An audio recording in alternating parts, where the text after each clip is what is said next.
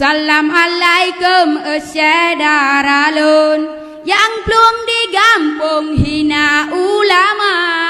yang ikan ada kana praumbang ngaitaan gulung udah kehana. Nyan abu mudi gure di ulun tempat melindung gutanya dumna. Beka jahina jika hai lutong bitaan gulung udah kehana.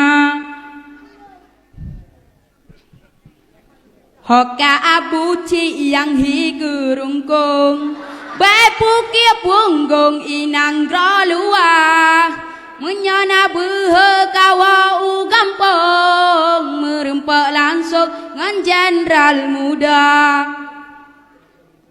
Nyan kapanyang persehi burung nyokun kana bon sit iku guda bakso kupiah kenang ijakrong sang sit abon alahai apa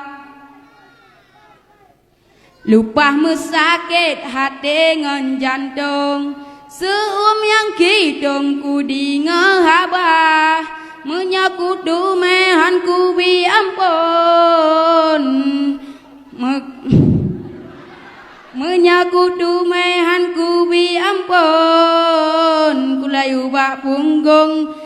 kudet marucun ba anu mata mangat karasa daun ijakrung. Doa ni balon buah babuta ubena mumin sino di kampung mandum syaralon benci kegada ubena mumin sino di kampung mandum syaralon benci kegada pegah drohayu lahe mesarung hanlut ngan rincong kebai senjata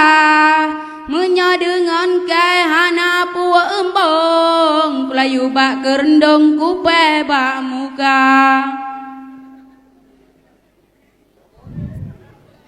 kawa juga no nyeca ke kulung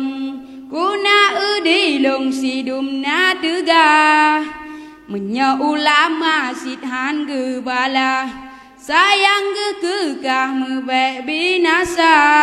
nyoge medoa si kreba Allah kerekep lidah hai daun Buddha nyoge medoa si kreba Allah kerekep lidah kata un Buddha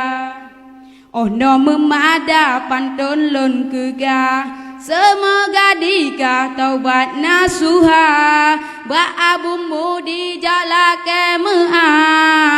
segolam dikah berat mereka ba abu mudi jala kemea segolam dikah berat mereka kibang thế nhá anale awan pai deng kuun ri thế nhà quên lời thật